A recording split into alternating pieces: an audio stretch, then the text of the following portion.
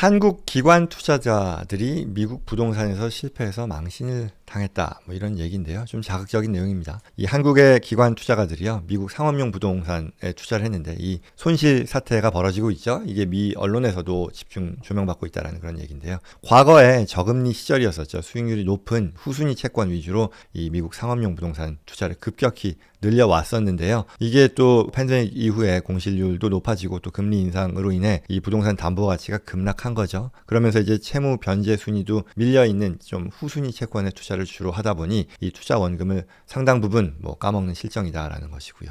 그리고 또 더더욱 이 상업용 부동산 대출 만기가 이제 조만간 1135조 원이 넘는 수준에서 돌아오면서 이 국내 한국의 이 기관 투자가들의 손실 역시 더욱 확대될 것이다라는 그런 우려에 대한 기사입니다. 블룸버그에서 이 내용을 집중적으로 다루었어요. 미국 상업용 부동산에 대한 위험한 베팅이 한국의 대실패가 되다라는 이런 제목의 기사였는데요. 그 내용을 한번 좀 살펴보겠습니다. 블룸버그 통신의 내용에 따르면요. 첫 번째로 다룬 얘기가 이지스 자산 운용이요. 뉴욕 맨하탄의 타임스퀘어 인근에 있는 이 1551 브로드웨이 오피스에 투자했다가요. 최근 대규모 손실을 보고 이 해당 후순위 채권을 매각했다라는 그런 내용을 보여주네요. 투자비 대비 이 회수액이요. 원금 이 기준으로 30% 미만이었다라고 하고요. 고금리의 압박, 그리고 또 앞서 말씀드린 이 팬데믹 이후 재택근무 확산으로 인해 이 사무용 건물의 공실률 상승이 더해지면서 이 부동산 가치가 급락한 그런 여파라고 할 수 있겠죠. 두 번째로요. 현대자산운용이요. 마찬가지로 맨하탄의 280 파크 애비뉴에요. 메자닌 대출, 후순위 채권을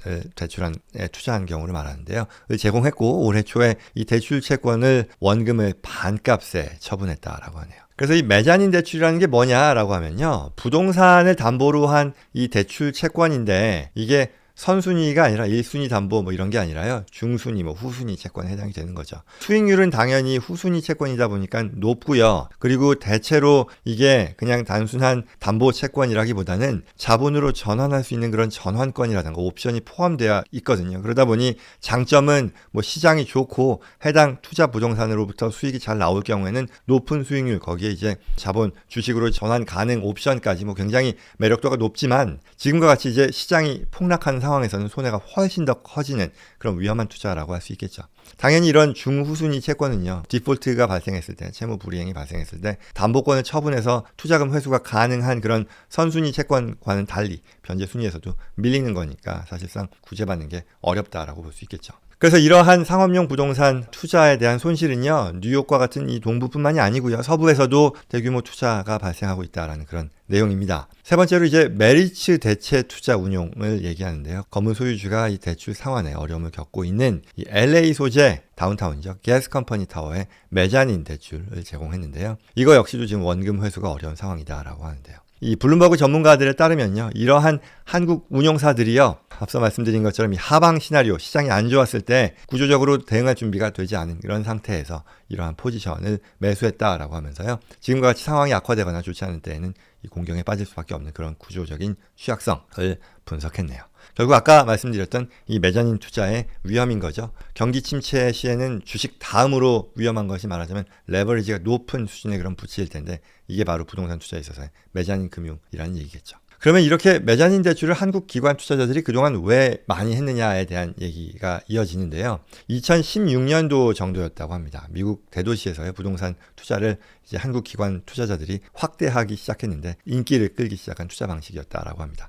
당시에는요, 금리도 낮고 또 그렇다 보니 이 자금 조달 비용이 굉장히 낮았었죠. 그런 배경에서 부동산 가격이 굉장히 많이 올랐던 거죠. 그러니 한국 기관 투자가들도 미국 이 상업용 부동산 투자에 붐이 일었었던 거고요. 네, 이 당시에는 이제 한국 외국 기관 투자자이다 보니 이 1순위 담보대출에서는 엄격한 대출 규제가 적용이 되는 상황이었었고요. 그래서 그러한 상황에서 틈새를 노려서 후순위면서요 규제가 좀 더 낮은 그런 메자닌 대출을 제공함으로써 이 현지의 미국의 이 상업용 투자의 기회를 높여나가는 그런 방식을 취했던 거죠. 그래서 이 미국의 몰기지 은행 연합회에 따르면요. 한국 기관 투자가들의 메자닌 금융 투자의 규모가요. 2016년도에는 210억 달러였는데 2022년에는요. 510억 달러까지 2배 이상 증가한 그런 상황이었다라고 얘기했습니다. 당시에요. 이 한국의 국내 투자가 비슷한 어떤 투자에서의 기대되는 수익률이 3-4%였었는데 이러한 미국 상업용 부동산에 대한 메자닌 투자 기대 수익률이 10%가량 되다 보니 굉장한 투자 붐이 이미 일었었다라고 설명을 했고요. 근데 이제 말씀드린 것처럼 최근에 이 미국 상업용 부동산의 침체로 인해 담보 가치가 급락하니 뭐 선순위 채권자도 문제인데 그보다 훨씬 더 후순위로 되어 있는 이 국내 기관들은요, 원금조차 제대로 건지지 못하는 그런 실정이다라는 얘기를 덧붙였고요. 그래서 앞서 말씀드린 이 한국의 대표적인 이 기관 투자가들이요, 투자한 상업용 부동산에서의 실패 사례가 지금 이 블룸버그에서 다뤄진 것이고요. 현재 한 조사에 따르면요, 상업용 부동산 대출을 기초 자산으로 하는 이 CMBS라고 하죠. 상업용 부동산 저당 증권이요. 그러니까 이 부동산 대출을 담보로 해서 새로운 이 채권을 발행하는 거예요. 이러한 채권에 투자된 것과 관련해서 연체율이요, 이달 기준으로 8.11%인데 이게 연체율이요, 직전 11년 내 최고 수준을 기록했고요. 또 압류도 증가세라고 합니다. 올해 2분기요, 미국의 압류된 사무용 건물, 아파트, 기타 상업용 부동산의 규모가요 205억 달러가 넘어섰는데 이게 직전 분기 대비로는 13%가 늘었는데 이건 또한 직전 9년 내 최대 규모의 연체율이라고 합니다. 아무튼 그래서 이제는 뭐 한국 기관 투자가들이 상업용 부동산 투자에서도 발을 빼고 있는 상황이고요. 지난해 해외 상업용 부동산에 투자한 금액이 한국 이 투자자들이요, 한 게 7억 달러라고 하는데 전년 대비 22년 대비로는 86%나 감소한 규모라고 합니다. 그리고 당분간 이런 이 부동산 시장이 침체 국면을 지속하면서요, 국내 기관 투자자들, 한국 내 기관 투자자들의 손실이 계속해서 지속될 수 있겠다라고 블룸버그 통신은 내다봤습니다. 물론 이게 당연히 한국 기관 투자가들만의 문제는 아닐 겁니다. 최근 뉴스를 살펴보면 뭐 오피스 빌딩 시장 침체로 인해 미국의 2분기 부동산 압류가 9년 만에 최대이다라는 그런 소식도 있고요. 최근 또 뉴욕타임스 기사에는 맨하탄 건물이요 97.5%나 디스카운트된 가격에, 이게 뭐 말이 되나 싶은데 40분의 1인가요?